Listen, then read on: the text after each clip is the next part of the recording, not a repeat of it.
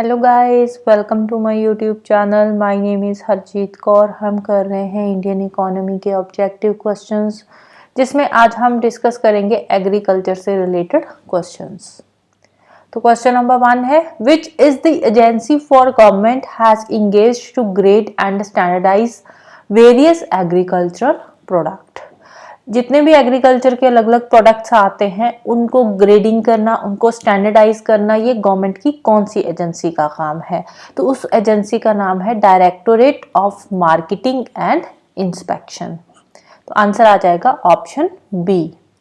Next, which of the following has not been a component of the agriculture strategy that brought about the green revolution? अब इसमें से कौन सी strategy है जो green revolution के अंदर नहीं आती?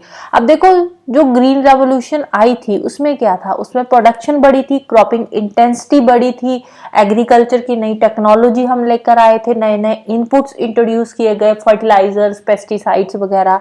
तो आंसर आ जाएगा granted maximum price. Maximum price की गारंटी इसके अंदर नहीं दी गई थी ग्रीन रेवोल्यूशन के अंदर। क्रॉपिंग इंटेंसिटी बढ़ी थी, एग्रीकल्चरल टेक्नोलॉजी नई लेकर आए थे, नए नए हम इनपुट्स लेकर आए थे। नेक्स्ट है, the blue revolution is related to. Blue revolution किससे रिलेटेड है? फिश प्रोडक्शन से। फूड ग्रेन प्रोडक्शन से रिलेटेड कौन सी रेवोल्यूशन है? तो उसका नाम है green revolution. Oil seed production से रिलेटेड जो रेवोल्यूशन है उसका नाम क्या है? Yellow revolution. मिल्क प्रोडक्शन से रिलेटेड जो रेवोल्यूशन है उसका नाम क्या है? White revolution. राइट। नेक्स्ट है, Indian agriculture is typically characterised as. India का जो एग्रीकल्चर है, अब देखो इंडिया में पॉपुलेशन बहुत ज्यादा है एज कंपेयर टू एरिया। तो इंडिया में पॉपुलेशन ज्यादा है, लेबर भी ज्यादा है, लेबर सरप्लस में है, लेकिन लैंड हमारे पास इतनी ज्यादा नहीं है। तो आंसर आ जाएगा land scarce and labour surplus economy. Next है, the fertile land between two rivers is known as. दो रिवर्स बह रही है, उसके बीच का जो फर्टाइल एरिया है उसको क्या बोलते हैं? उसको बोलते हैं दोआब। दोआब। दोआब वर्ड को अगर हम तोड़े तो क्या बन जाएगा? दो। दो का मतलब क्या होता है? टू। आब। आब का मतलब क्या होता है? रिवर। तो दो रिवर्स के बीच का जो फर्टाइल एरिया है उसको क्या बोलते हैं? दोआब। तराई रीजन कौन सा होता है? तराई रीजन जहां पे अच्छा खासा पानी मिल रहा है इरिगेशन के लिए। वाटरशेड क्या होता है? वाटरशेड होता है जैसे यहाँ पे कोई भी पॉन्ड है या कुछ भी है, तो यहाँ पे बारिश हो रही है सपोज, राइट, तो ये वाला पानी इस पॉन्ड के अंदर जा रहा है, तो ये जो एरिया है यहाँ से लेकर जहां तक का, ये क्या है? वाटरशेड एरिया आ जाएगा। वाटर डिवाइड क्या होता है? दो वाटर बॉडीज है, एक यहाँ पे रिवर बह रही है, एक यहाँ पे, इसके बीच में सपोज यहाँ पे कोई माउंटेन है, तो ये mountain as a water divide का काम करेगी दोनों रिवर्स के बीच में। राइट। नेक्स्ट है, which one of the following methods of soil conservation is most effective in arid areas. Dry areas में सबसे बेस्ट जो सॉइल कंजर्वेशन का मेथड कौन सा है? वैसे तो सॉइल कंजर्वेशन के चारों ही मेथड्स है, मल्चिंग, शेल्टर बेल्ट, गली प्लगिंग, टेरेसिंग, तो ये चारों के चारों मेथड्स ही जो है सॉइल कंजर्वेशन के हैं। अब चारों का सबसे पहले हम मीनिंग देखते हैं। मल्चिंग क्या होता है? मल्चिंग होता है जैसे बहुत सारे पेड़ हैं, पेड़ों के बीच में जैसे जो खाली जगह होती है, उस खाली जगह पे कोई भी जैसे सूखी घास हम फेंक दे, या कोई क्रॉप रेजिड्यू है, बचा कुचा कोई भी स्ट्रॉ वगैरह, वो हम वहां पे बिछा दे उस सॉइल को कवर करने के लिए, तो उसको बोलते हैं मल्चिंग। शेल्टर बेल्ट क्या होती है? शेल्टर बेल्ट होता है एक लाइन में बहुत सारे पेड़ लगाना, जैसे यहाँ पे बहुत सारे पेड़ हम एक ही लाइन में यहाँ पे लगा देंगे। अब यहाँ पे क्या होगा? ये पेड़ों की जो रूट्स है वो यहाँ पे सॉइल को कंजर्व करके रखेंगी, और दूसरा इसका क्या फायदा होगा? दूसरा इसका फायदा होगा कि अगर यहाँ से बहुत तेज हवा चल रही है तो वो हवा की जो इंटेंसिटी है उसको भी कम करने में ये जो पेड़ है हेल्प करेंगे, और साथ ही साथ पेड़ बारिश में तो हेल्प करते ही करते हैं।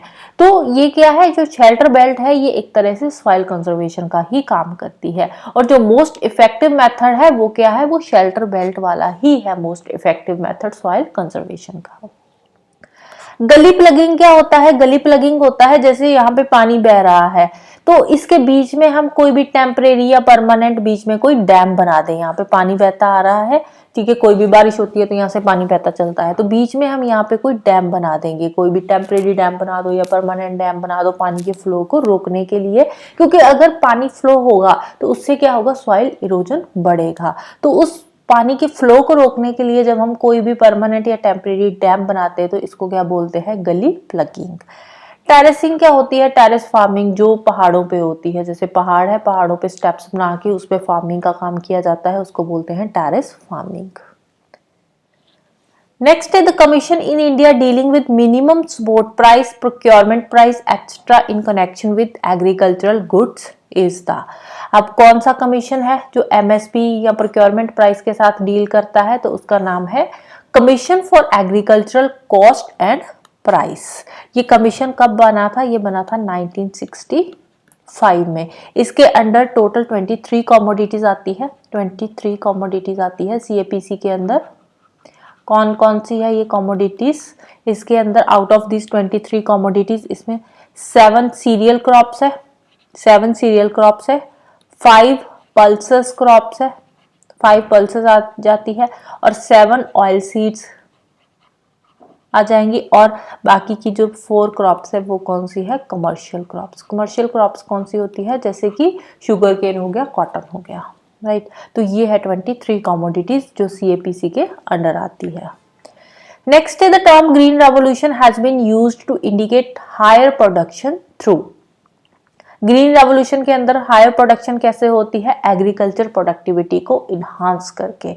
एग्रीकल्चरल प्रोडक्टिविटी में क्या किया, हाई यील्डिंग वैरायटी के सीड लेकर आए, फर्टिलाइजर्स, पेस्टिसाइड्स लेकर आए, जिससे कि पर हेक्टेयर जो एग्रीकल्चर प्रोडक्टिविटी थी वो बढ़ा दी गई।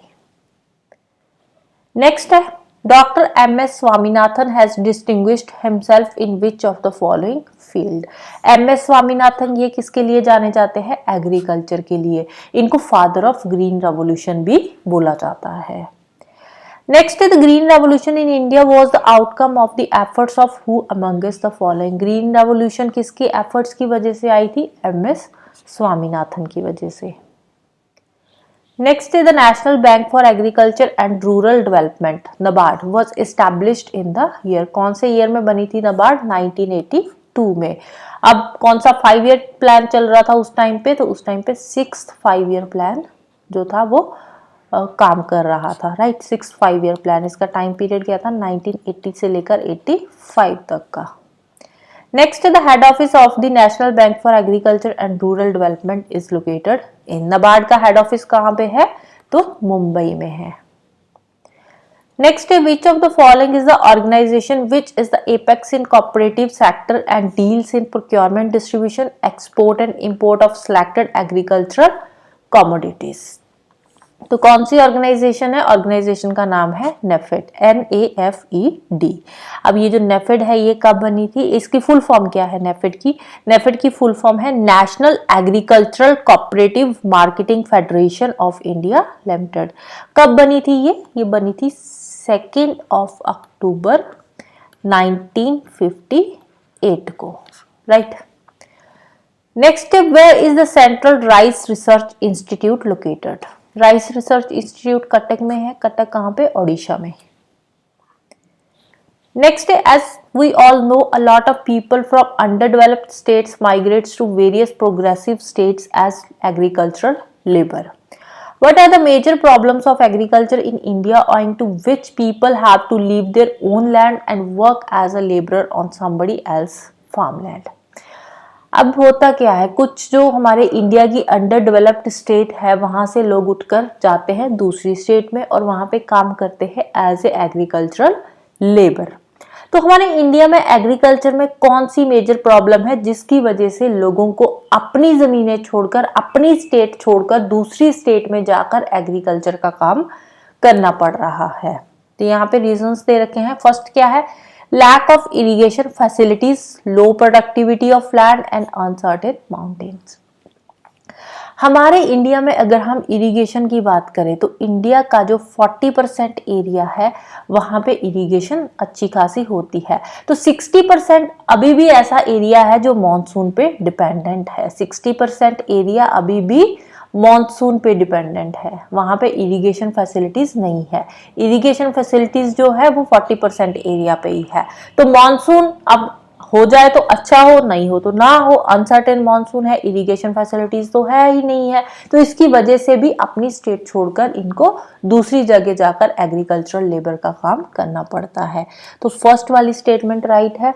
Non availability of fertilisers extra on subsidised rates. अब इंडिया में ऑलमोस्ट हर स्टेट में जो फर्टिलाइजर्स है वो सब्सिडाइज्ड रेट्स पे प्रोवाइड किए जाते हैं। थर्ड है सिंगल क्रॉप कल्टीवेशन। अब इंडिया में कुछ स्टेट्स में है सिंगल क्रॉप कल्टीवेशन, बट बहुत ही कम जगह ऐसी है जहां पे सिंगल क्रॉप कल्टीवेशन होती है, अदरवाइज एक से ज्यादा क्रॉप्स ग्रो करी जाती है। तो थर्ड वाला रीजन भी इसके अंदर नहीं आता, सेकंड थर्ड नहीं आता, ओनली वन आ जाएगा, ऑप्शन ए।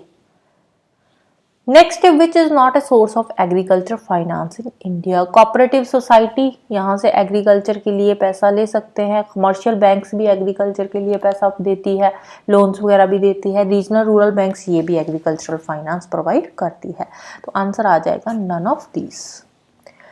नेक्स्ट है agriculture sector directly employees one of the following percentage of labour force in India. India में एग्रीकल्चर सेक्टर में कितनी लेबर फोर्स है, तो 47%, approximately 47% labour force agriculture sector में काम करती है as per 2022-23 data, right.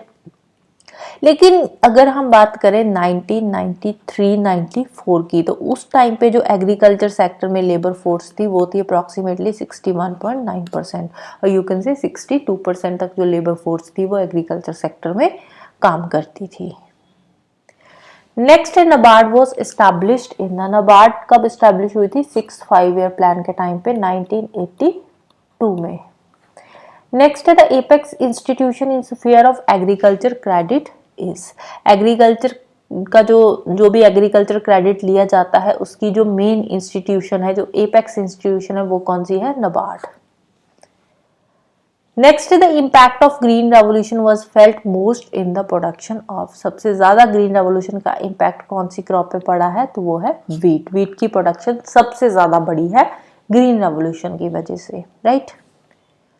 So this is all about today. तो जाने से पहले वीडियो को लाइक कर देना, शेयर कर देना और चैनल को सब्सक्राइब कर लेना। Thank you, bye bye and have a nice day.